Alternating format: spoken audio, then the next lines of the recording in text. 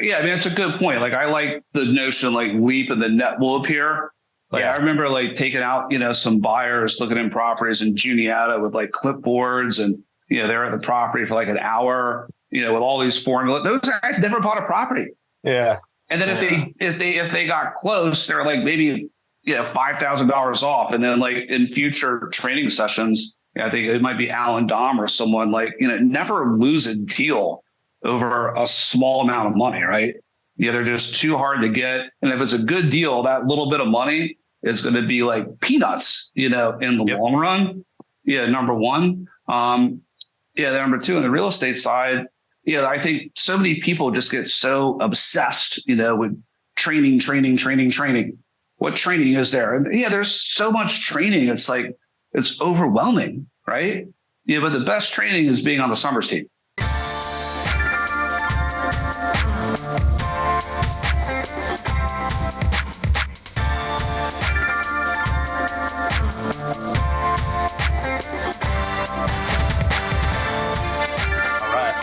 Welcome back to What's the Good News, the best insider look into the most influential individuals in the real estate industry as a whole.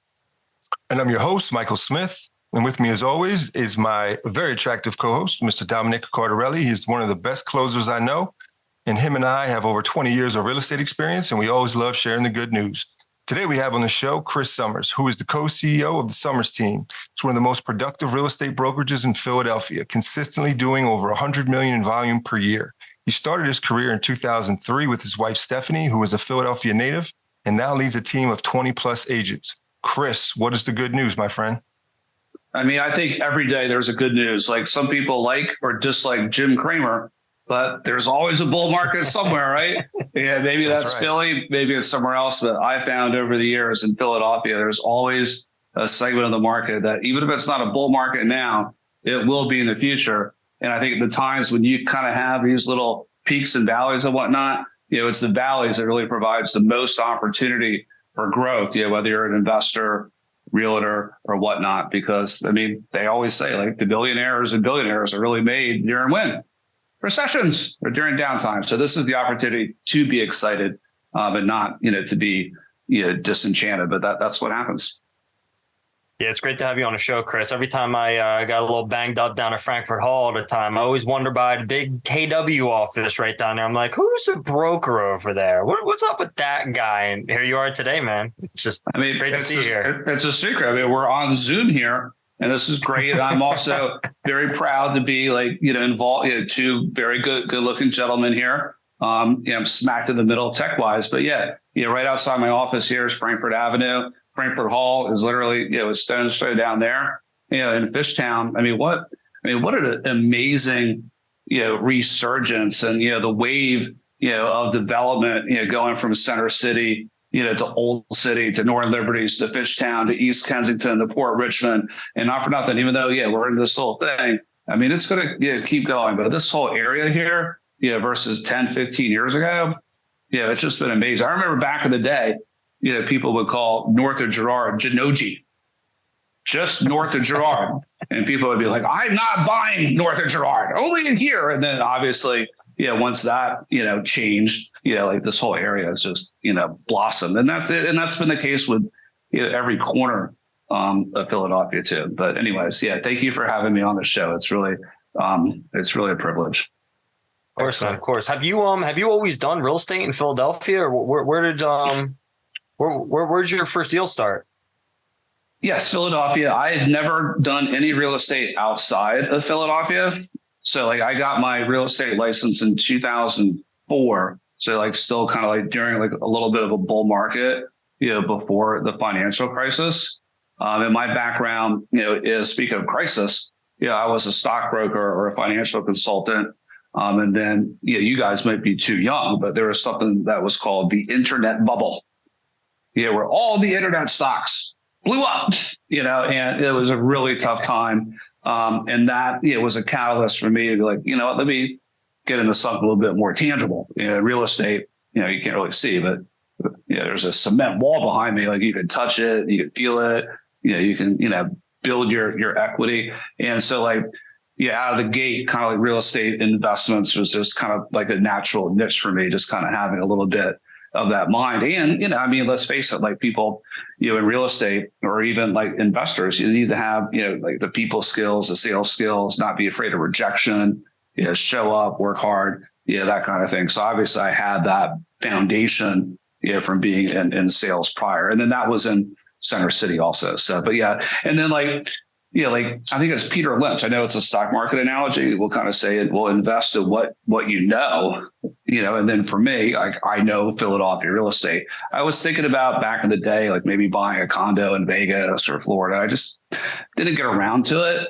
And maybe they would have been solid investments, obviously for a period like everything went up. But I think at the end of the day, you can kind of maximize on the investment side, with what you know. And if you're in real estate sales, you can kind of do the same thing and kind of have a niche market, whether it's neighborhood, first time home buyer, new construction, senior citizens, investors, that kind of thing too.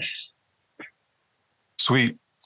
So can you talk a little bit about your first deal and when you made the transition? Was it an investor deal? Did you get your license immediately and help an investor out, or what did that look like?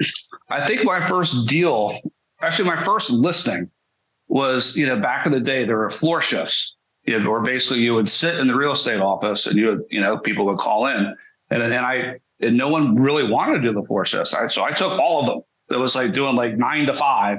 Everyone else, I want to do the floor shifts. But this was a Friday night, 7 to 9 floor shift in the Northeast. And this woman called in. She was tipsy. But she was like, I got a house to sell, she turned out to be awesome. I think it was the property in the 3000 block at Agate Street.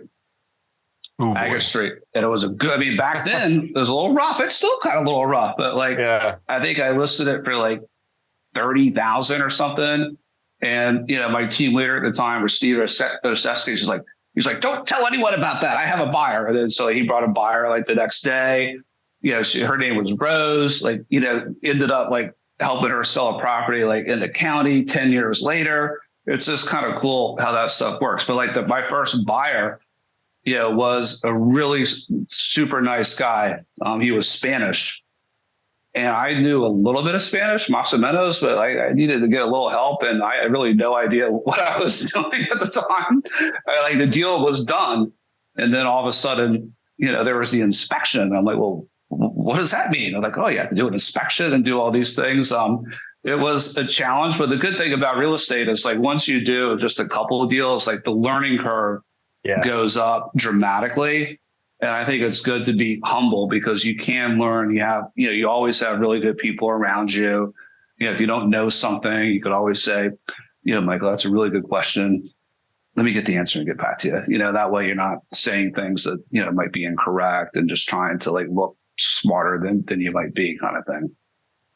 Yeah, that learning curve is definitely, you're right, man. First time you go through a whole real estate transaction from start to finish. I remember when me and Mike first started working together, we're going back, 2014, Mike, when our first deals happened. And I'm like asking Mike, so Michael, like, what's the formula to figure out like what you offer on a house? And he's like, well, there is no formula.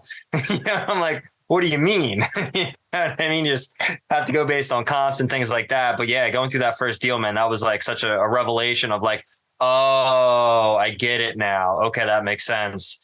Yeah, it's a good point. Like I like the notion like leap and the net will appear. I remember like taking out, some buyers looking in properties in Juniata with like clipboards and, they're at the property for like an hour, with all these formulas. Those guys never bought a property. Yeah. And then if they got close, they're like maybe $5,000 off. And then like in future training sessions, I think it might be Alan Dom or someone like, never lose a deal over a small amount of money, right? They're just too hard to get. And if it's a good deal, that little bit of money is going to be like peanuts, in the long run. Yeah. Number one. Number two, on the real estate side, I think so many people just get so obsessed, with training. What training is there? And there's so much training. It's like, it's overwhelming, right? But the best training is being on the Summers team. That was my plug there. But seriously, the best training obviously is like being involved, working with someone, doing a deal, not, just constantly, going to like courses or what. It's helpful too. Obviously it's very helpful. You can meet with people, but the best learning experience is the work itself. And I think you guys would agree with that too. Yep. I would also say doing real estate in the city of Philadelphia, there's no better learning experience than that. I mean, let's be honest. If you can close deals in Philly, you probably close deals anywhere, especially with the way title is on some of these properties out here. Yeah. I remember doing an interview with someone from the Philadelphia Inquirer. I think it was called Clouded Title. Or tangled titles. I think it was tangled titles, and big clouds. I mean, that's really tough, for wholesalers and investors. They get these deals, blah, blah, blah, blah, blah. And then all of a sudden you have so much work in it. And then, the title report comes back, like liens, or like on our side, you get a listing. Oh yeah, you bought the property. Did you get title insurance? Yes. Find out later. No, I didn't get it. Oh, well, okay. And then, there's a lot of deals that might blow up or sellers that, they're thinking they might get X proceeds, where my hands might go down and they get much lower due to, whatever, water, taxes, PGW. PGW is a big one if it's tenant occupied and they didn't, weren't part of the Landlord Protection Act, or, maybe there was, a couple transfers, so yeah, I mean, it's very tricky and difficult. And you're right. I didn't even realize that. Like, if other cities are cleaner, maybe I should sell real estate outside of Philadelphia, but all good. Being as though you now have a team of over 20 agents, I mean, how did you make the jump from, being on a team yourself, or however you were set up in your previous brokerage? What made you take the jump to start your own team? I mean, that's a good question. I think like with me, and I think like with maybe other, probably you guys too, it's like when you first start something, it's hard to see, the end zone on the other end. Not that there's a finish line in real estate, because it just keeps going, or to have, those longer term goals. So sometimes you just don't know until you're in it. So yeah, when I initially started, like Steve Oshesky, who's the broker at Remax Access, and we were partners, for many, many years at Remax and co-owners of Remax Access. And if it wasn't for him, I wouldn't be in real estate. So kudos to Steve. But yeah, he brought me in, so I was on his team. And naturally, this can happen sometimes. People get really busy and you're doing a lot of business. You're like, you go on your own, right? And I go on my own. And then, I got really busy, and, my system, back in the day was Post-it notes. I had Post-it notes everywhere, call this person, call that person, this deal, whatever. It was a mess, so what did I do? I got an assistant. And then that kind of helps do some things. And then as you get a little busier, you join up with someone. And then what happened, I got married back then, and, we just kind of kept growing. And, the more listings you get, buyer agents start, to come on. It certainly wasn't, a goal to have a 20-person team. We started the team back in 2005 or 6, but it just occurred over the years. So I think the one big testament about our team too is most of the people on our team have been on the team, for years, decades. Shouldn't say decades, but decade plus. And I think there's something to be said for that in terms of like culture, doing business together with people, like being on the same page, not, button heads when it comes to, compensation, and just having like that big picture in mind. We have a mission statement, the collaboration and so forth. So long answer to your question, but I think part of that is, what I really like is like, not being like a lone ranger kind of thing, especially in today's real estate. I think it's really tough for like a new person, because there are so many hats to wear, whether it's, marketing, transaction management, lead gen, and the technology, it's so broad, that you can get lost, in a heartbeat. So I think the team approach is obviously garnered, it's been a huge trend in real estate. And I think that trend will only continue. To piggyback on that question, I noticed that a lot of the bigger brokerages actually all came over to KW, I think in like maybe 2018 or 19, I think. Was there any reason behind that? Like, I feel like everybody went to KW. Yeah. I mean, I only know Philadelphia, right? Like in Philadelphia correct, specifically. In Philadelphia, obviously there's, I don't want to say older brokerages, but just, brokerages that I don't think maybe were, as nimble or kind of keeping up, with technology as much, or maybe, compensation, models, might not have been as attractive. So yes, I mean, KW, certainly, grew substantially. I mean, I won't mention any names, but it's pretty straightforward from the brokerages that, maybe were part of Realogy or even, Remax. And I left Remax obviously to go to KW. And then you got to give Compass a lot of credit too.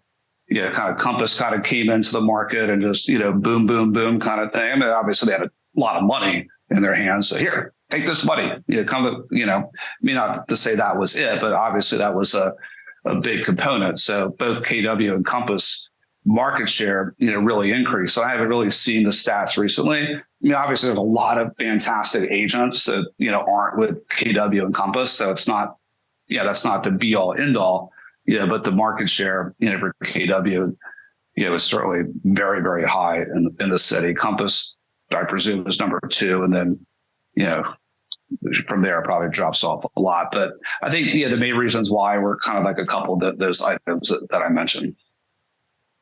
No, that makes sense. Where do you think your brokerage goes in the next 5 years, Chris? Are you trying to scale up more, or are you trying to maintain? Well, what are your thoughts? I mean, who doesn't love growth, right? And opportunity. I've been, in the business a while and, been team leader for a while. And sometimes it's like, you need a little time just to kind of chill. And other times it's like, hey, it's a challenge kind of thing. And like, I'm starting to feel that energy kind of similar to how I felt during the financial crisis, and kudos to you guys. Like you guys, are doing the podcast. I mean, it takes time. It takes effort. It takes planning. It takes consistency. It's not easy, right? And the financial crisis wasn't easy either. But like what we did in the financial crisis is, some of you guys, we got ahead of the curve in video, in real estate marketing. Did tons of blogging. People stopped spending money on marketing. We increased that and then came out on the other side that much stronger. So these little things that kind of happen, I feel like it's not just for myself, but for the team, and even, more so, for KW Philadelphia now, to kind of like, be excited about that challenge and move forward. Where if that's another 5 years, great. If it's another 10 years, great. But I just really love, just kind of working with people and helping them with their success. And I think if you speak with any successful realtor, most people don't think compensation first, client second. They think client first and helping people achieve goals. And then naturally, the compensation and success comes with that. And that's like a mindset that I think that's with maybe in any business, but, certainly with real estate, because obviously if the client feels like you're just, hey, Mike, buy this property or do that, it's just, if the relationship doesn't work, it's like a one and done. Well, there's just going to be no growth there. You know what I mean? Yeah. So, Chris, in terms of your personal portfolio, right? What did your first deal look like when you took down, let's say an investment property, a flip? Talk a little bit about some of the deals you've done, and maybe even the first one that you took down personally. Well, the first one, I had no idea what I was doing.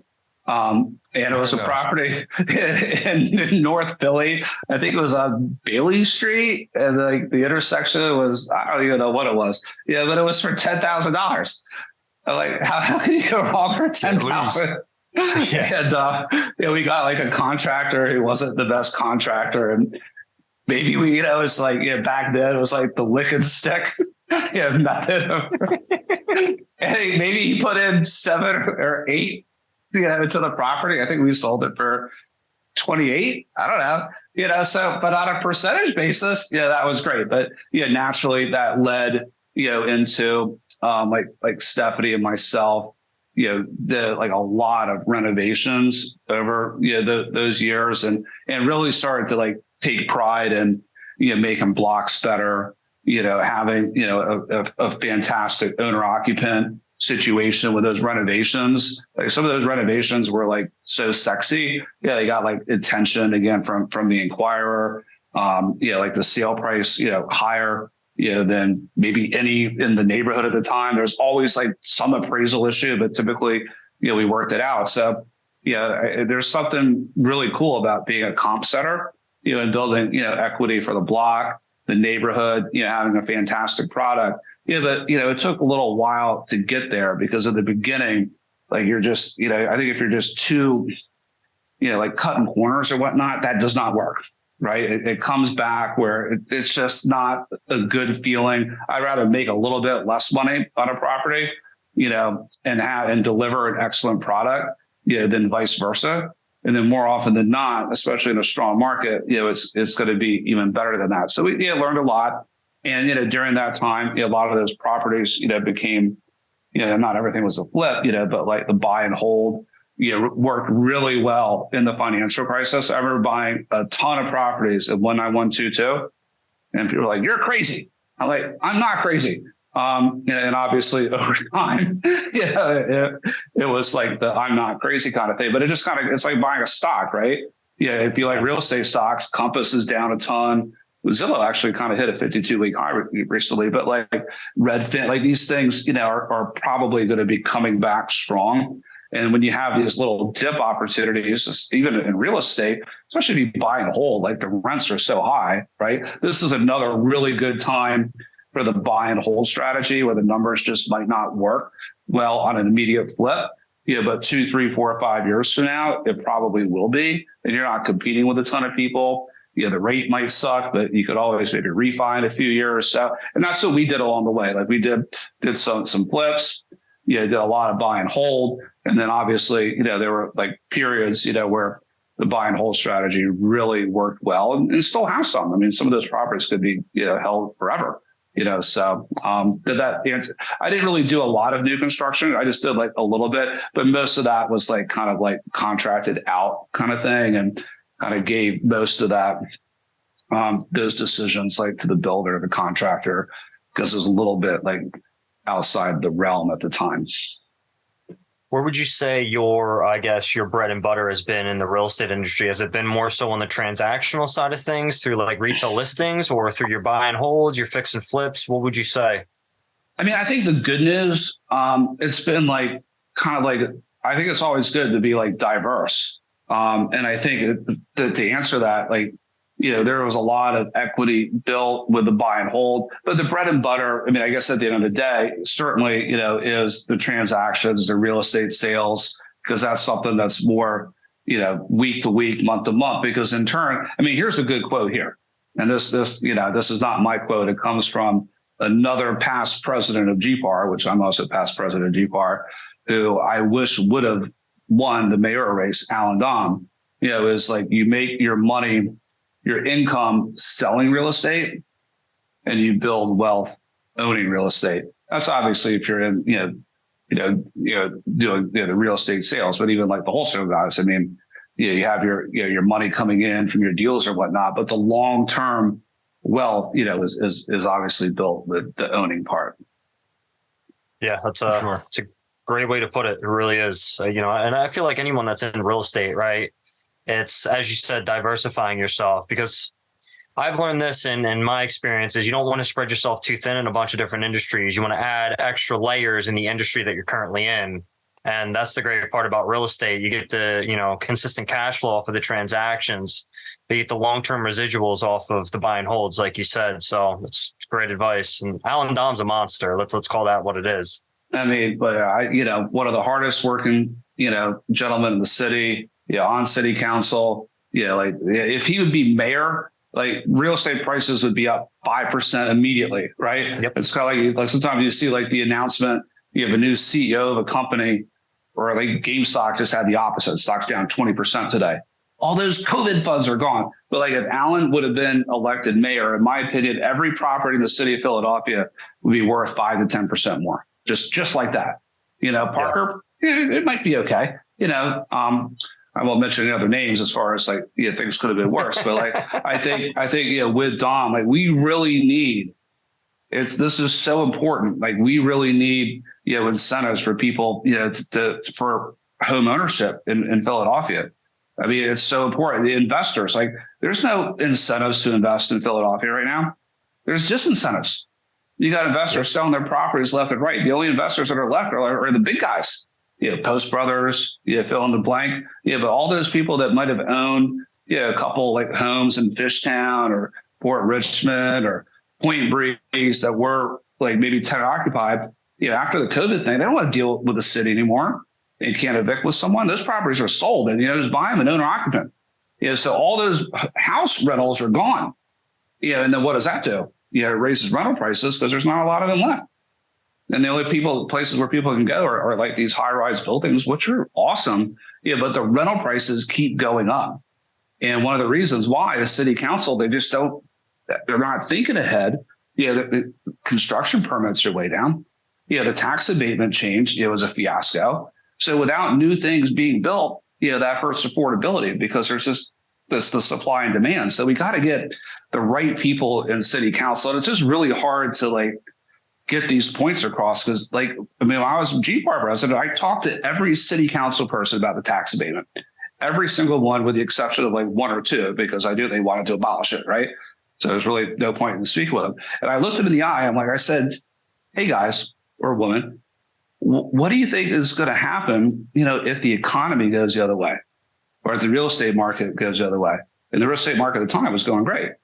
And all I got was blank faces. And here we are. So, I could go on, on a tirade here, but we need, some things there was a stat the other day where we're one of 4 cities in the United States, not Pennsylvania, not on the East Coast, in the United States, where it's cheaper to own a property than rent. It is. And that's great, I think, for the people that are in business now, because I do think fast forward, mortgage rates come down, public safety at some point has to increase in the city. Leadership expands. Maybe, hopefully we're bringing in jobs and not losing them. There's going to be a huge pent up demand. I think. I just don't know. It's going to be a year, 3 years, 5 years, but whatever it's going to be. I think there's a huge opportunity for people kind of coming in to the industry. It might take some time, because there's so many people spending so much money in rent. And then I get why they're not owning. They're afraid, they're feared. If I'm going to stay here for 5 years, do I really want to own a property? What's going on with public safety? What's going on with SEPTA? What's going on with jobs? But all those things can easily be rectified, with leadership and the right people in place. And some of that obviously is just your macro kind of conditions too. And a ton of it will have to do with mortgage rates. So I apologize if I went on a little extension there. But I am very passionate about home ownership, property rights, and Philadelphia, not being an average city, right? We want Philadelphia to be the best city. How can you debate that, right? You guys want that too, right? Absolutely. Okay. All right. Sorry. Those are all real problems that are going on right now in the city, Chris. We know about them because we deal with it every day because that's where the bulk of our transactions are. But at the end of the day, everything that you said is completely accurate, right? Until city council kind of really straightens up and opens their damn eyes, man. It's going to be the same kind of repetitive problems that we've seen consistently get worse over the last, let's call it 5 years. Yeah. I have a pretty nice car. Have you guys experienced any vandalism yourself or know anyone that has? The answer is probably yes. Yeah. I had a drive by on my block. Yeah. My windshield was just smashed a few weeks ago, the side door. I don't know if it was bullets or someone was just trying to break in. It's just and then, I've had friends, be carjacked and this stuff gets out. And then, you speak with people and especially an owner in Philly has had the thought, should I sell because it's not safe here anymore? Yep. And there's so many, I call it burb mania. Why are the burbs so strong? Well, part of it is the COVID trend that's still going on where you have the people coming from New York and whatnot. And that's fine. But we have too many people leaving Philly that are great people. And we don't have enough new people coming in, to make up for that. And not to get, into the mandates and stuff, but our quality of life was horrible. I remember being at Sixer games, right? With 20% occupancy. That was like the twilight zone. It was 30 and then 50 and then the floodgates, went open. And I'm kind of getting off tangent here, but we had the opportunity to really kind of get back on track. And obviously it starts with leadership in every industry. It starts with kind of promoting, the message of the benefits of homeownership. I think that investor in investment activity in the city's down 50% year over year too. Yeah. Where are they? but I mean, mortgage rates are certainly part of that. And some of that is just like, some uncertainty. So we need to make L&I more friendly, like not take forever to go through, zoning and permitting and having like eviction. If someone's not paying rent, there needs to be evictions. I mean, you always work with them, give them an opportunity. I'm not saying that, but there has to be a lease has to matter. Yeah. A lease has to matter. We don't need officials kind of changing the rules of a lease. So there's two sides agreed to it, and it should be enforced. Yeah, you're not wrong. It's pretty bad. It's pretty bad. Yeah. I'm kind of, I had some coffee. But yeah, I mean, the opposite side of that, is the opportunity. And I think because of that, there's not as many investors in the market right now. So if someone's looking to buy a property in Port Richmond, Grace Ferry, fill in the blank, there's some great sections, and maybe start off with 10, 15, 20% equity. It's going to be a little tight for the flip part, right? But to have that much equity from day one, and leasing the property where the rents are really high, I mean, there's some opportunities out there. Yeah. What are your thoughts north of Lehigh right now? I mean, where do you think that, Kensington will be here? And what do you think what's going to be the catalyst there that's really going to make or break that area? Well, obviously north of Lehigh, I'm certainly bullish, but the different parts. You have Richmond, to Aramingo, that part, right? You have Aramingo. Kensington. We're talking about Kensington proper. All right, so Kensington Avenue. Okay. So more like Frankfurt, K&A kind of thing. Yeah.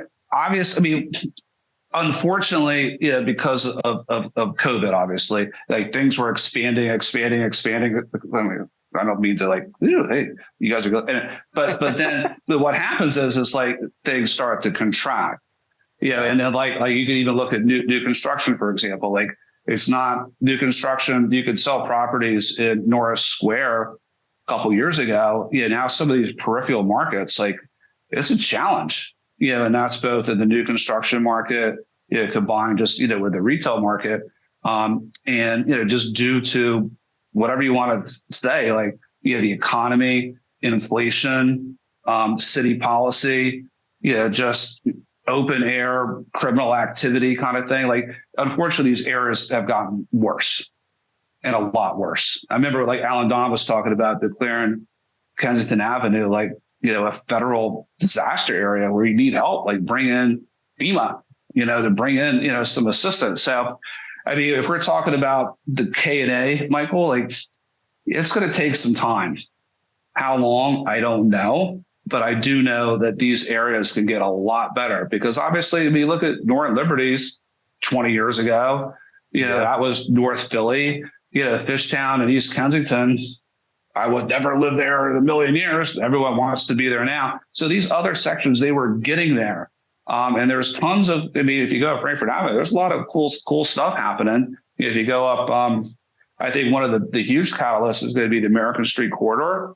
If you go up American Street, it's wide, there's bike lanes, so that kind of goes right to Lehigh too, right? American and Lehigh. But once you kind of get a little bit north, there's, you do have this section that it will get there, but it's going to need, some help, whether it's the opportunity zone. I think, for new construction in areas like that, there should be a 20-year tax abatement. The numbers really don't work anyway. You can't build a house with, the building costs in the city of Philadelphia. I think we're the third highest in the country.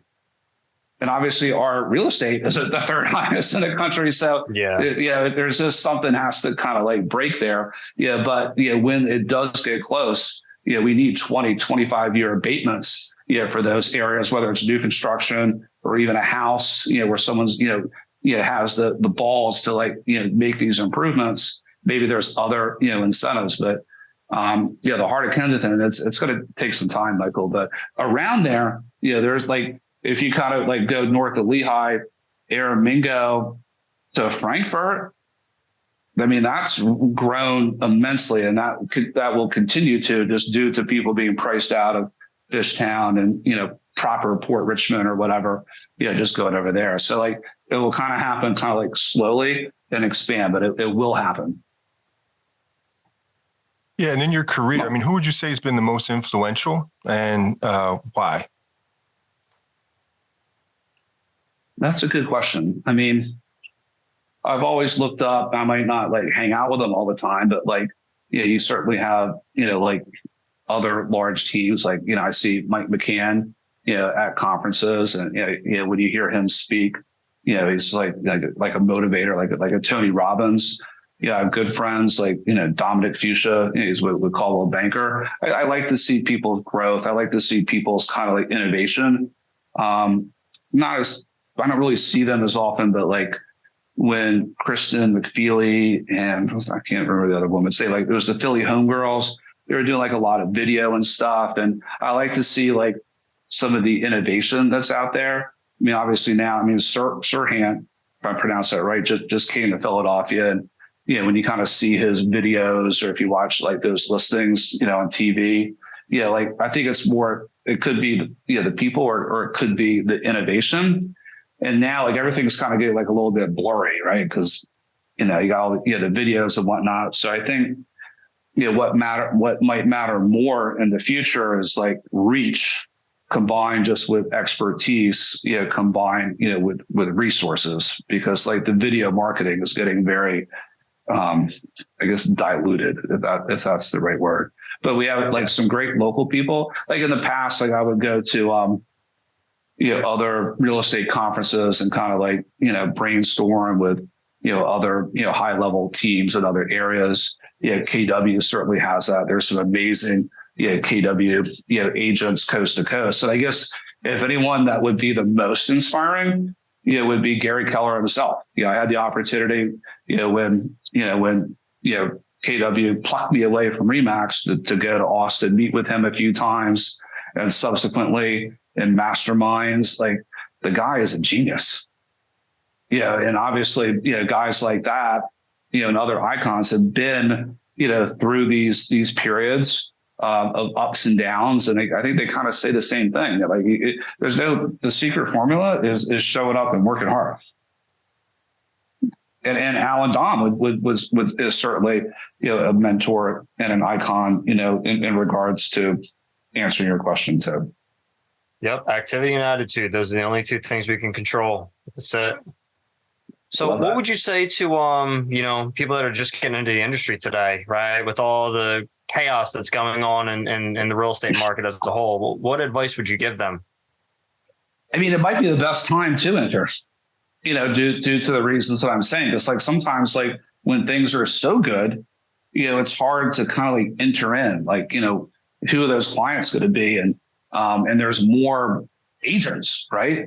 And as these little periods come through, like I remember in the financial crisis, like a ton of realtors left the industry. And you guys probably remember this too, like wholesaler, mortgage, whatever, fill in the blank. And some of that is happening again. So I think to kind of get involved now and maybe get, with a good team, or certainly a good office and have, mentors, that's kind of where the opportunity, could really happen. I think if you kind of get in when things are like too good, you might get a deal or two and it might be easy, but it might not set the proper work habits either for the future. Completely agree with that. I couldn't agree more. Now is when you actually have to pick up the phone and call the leads and work your ass off to get deals closed. I remember scratching my head with Mike in January, February. It's just like, dude, we have like 20 plus things under contract right now that are deals. Why the hell are they not closing? Like, what is going on? And, those moments when you can get through those, man, you belong in the industry. That's what I would have to say. That's worth a fist pump right there. Hell yeah. For sure, man. I mean, that's me and Mike, man. That's all we do. We just bang the phones all day. And that's what it takes to be successful in this industry. Yeah. I mean, and kudos to you guys, because what you guys are doing, it's part of that 80-20 rule, right? It doesn't matter how well the real estate market is doing, not doing, fill in the blank. And it's probably the same thing with you guys. 20%. Am I saying this right? 20% of, the realtors of the city of Philadelphia are doing, 80% of the production of sales. And it's sort of like with you guys too, with the deals, just, 1 out of 5 of you guys is doing 4 out of 5, the deals. And why? It's exactly what you guys just talked about. Mindset, attitude, action. So outside of real estate, what are some of your passions? I mean, what do you like to spend your time on, whether it be personal, family, etc.? Well, I do have season tickets for the Sixers. Okay. So I love going to Sixer games. I share season tickets for the Phillies. That's fun too. I going to a few of those World Series games last year. The Sixers playoff. Man, we're so close. What did that game 6? I don't talk about game 7. I talk about game 6. Against the Celtics. Like boom, boom. But I certainly love going out and whatnot. I'm trying to practice a little bit more health and wellness. So instead of drinking vodka, I'm drinking water with that liquid IV thing, whatever that is. Working out a little bit more. Okay. Yeah, just being outside. I love the energy of the coffee shops, the restaurants of the city. Sometimes I just like to kind of stroll through, and I read a lot of books, a lot of self-development books. So probably the same thing that most people do. As a Philadelphia sports fan, I mean, there's always next season. That's been our motto forever. I mean, we lost 3 championships this last year, right? Yeah, I mean, soccer, baseball, and basketball, and football too. We lost in a Super Bowl too, man.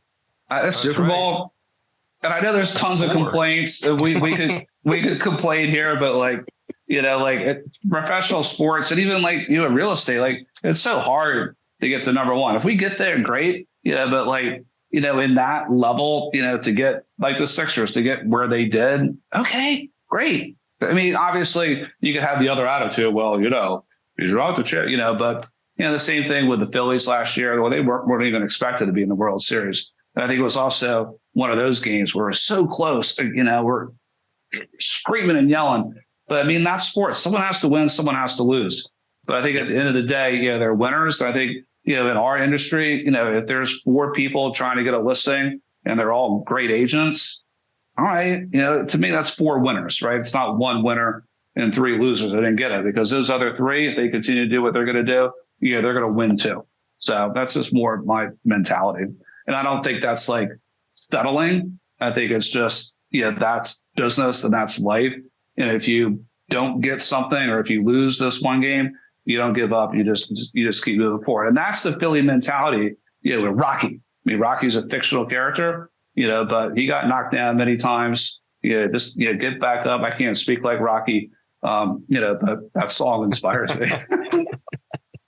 That's so true, man. If you won the lottery for $100 million, Chris, right, and you couldn't buy any real estate with it, what are you spending that money on?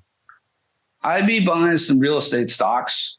I think the real estate market is going to rebound. And if people follow me on Facebook, I typically always kind of have that angle.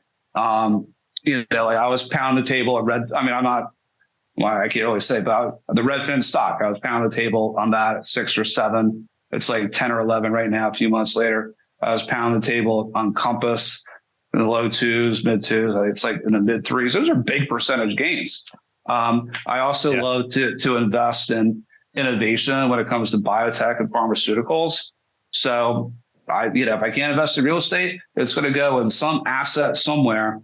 And, the market, with its ups and downs, certainly provides opportunities too. I'm certainly not the guy that's going to go, a little traveling here or there, but I just love investing so much. I think that's ultimately, what I would do. Maybe I would buy one of those companies like Elon, right? And eliminate censorship, if there was another company like that. And I think you guys would probably do the same thing, right? Would you buy assets, or would you just, be like Bill Gates and just give the money away? I don't know. The things a little bit of both. A little bit. I think I'd buy. I think I'd buy a jet. That would probably be one of the things that I'd buy with $100 million. Buy the jet, man. You can kind of time travel with that thing. All right, I'll fly with you. We'll have 2 jets, and we'll be like Top Maverick, with the other guy, whatever. Val Kilmer. Anyway, I would probably buy a technology company, probably very similar. because I feel like that's kind of where it's going with all the new AI stuff. Some of the stuff I can't even believe. So I know, like, we'll probably be around to see all that, but it's going to be very interesting here. It's going to be pretty soon. You're not going to know if you're speaking to a real person or a robot. I'm figuring. Yeah. I think sometimes I am speaking to a robot sometimes. So it's just a very interesting thing. Maybe our future wives and girlfriends, or vice versa. Yeah, maybe they'll replace the men. I saw something about that. Like, whoa, I don't know, but like, yeah, it will be interesting. I certainly have some reading up to do. Is ultimately how will that potentially affect the real estate market? I'm not really sure. There's been so much talk about, over the last 10 years, disruption. Open Doors about to go bankrupt. These other things that just were supposed to take over. I mean, nothing's really happened. I mean, you can't take the service, out of the real estate transaction. But maybe at some point, maybe the AI might just create a realtor that I don't know, but that will be interesting, to see if that. I think it's always good to be open-minded too, and not to the point, oh, this has been this way, it's always going to be this way, blah, blah, blah. But to kind of see what that trend might be. Because obviously, the world today is so different than just 2 years ago, a year ago, let alone 10 years ago. So, whatever industry you're in, I mean, I think it's really important to do your best, to kind of be in front of it, or at least know what's happening. If you need to make an adjustment or adapt or pivot, or even scrap something, there's nothing wrong with that. I'm reading this book called Quit. By Annie Duke, who's a woman professional poker player. She also wrote Thinking in Bets. These are two excellent books to read because it really kind of just keeps your mind focused. Oftentimes people will be like, well, I'm not going to sell that stock. I have this much money in it, or I'm not going to abandon this project because I have all this time in it. Or sometimes, you need to be able to look at things that are more, I don't know what the word is, but not emotionally charged. Right. But more strategically charged, whatever that might entail in terms of business, personal, et cetera. And maybe that might be getting a woman AI as a wife. Or I don't know. Yeah. I mean, I deal with a lot of sellers. I mean, Dom and I deal with a lot of sellers who, same kind of situation where, they're just too emotionally invested in either the house or the project, and they feel like they're going to leave money on the table sometimes, or like you said, maybe they just have too much invested in it. And unfortunately, they can't see the writing on the wall that, they don't value their time. Maybe they don't understand, the gravity of what this project's going to take. And it kind of leaves them paralyzed. And as much as you kind of try to have the heart-to-heart talk with them to say, look, man, you should probably get the hell out of this thing, they still just can't rationalize it. Yeah, correct. I think the best, whether it's, a wholesaler or a realtor, the best ones are the ones that maybe can cut through some of that. Now, sometimes you just won't be able to cut through it. It's just, there's just too much of the force, and not a good force, that evil force that you can't break through. You can bring the horse to the well, but if they're not going to drink it, they're not going to drink it. But we do the best we can. But ultimately, and I think that kind of gets back, to helping people, where if you could show them the flip side, the benefits, by taking a loss, by moving on with your life, by trying to visualize B versus A, those are going to be, a few more conversions could be the difference between, the $20 million producer and the 10 million, the 10 million and the 5, the 2.5 million or zero.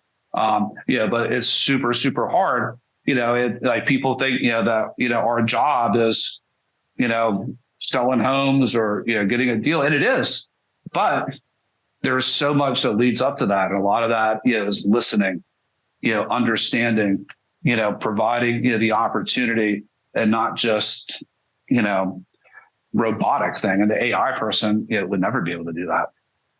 Yeah, it's a lot of problem solving. I mean, that's how deals get done. You solve the problem. Whoever solved the problem in the best way, usually will get that sale. And that's me and Mike. We all day. That's all we're doing is just solving problems. It's literally all it is. Well, plus you guys are really good looking too. So you can solve the problems and be good looking at the same time. I think that helps a little bit. It's surprising. The majority of the stuff we do is remote now. It's all over the phone, right? Right. But to that point though, you could be whoever you want to be on the phone, right? Which is also kind of nice in that essence. So it makes being relatable a little easier in certain regards because, when I'm dealing with someone that's dramatically older than me, it's a 33-year-old guy. Sometimes people look at me like my life experience is not as much as they'd like to see in someone that's a seasoned veteran that's been doing this for 30 years. Correct. Right. Yeah. So, when I'm talking to people and, you have a little bit of wherewithal and you know what you're talking about, it kind of eliminates that kind of preconceived notion, which I think is great. So. Yep. Well, Chris, before we wrap up here, I want to thank you for your time. And just, is there anything else you'd like to share with the listeners or mention? Well, I think like anything else, like it's about goals. It's about intentions. Someone's getting into real estate. The more you put into something, the more you get out. Number one. Number two, you become who you surround yourself with.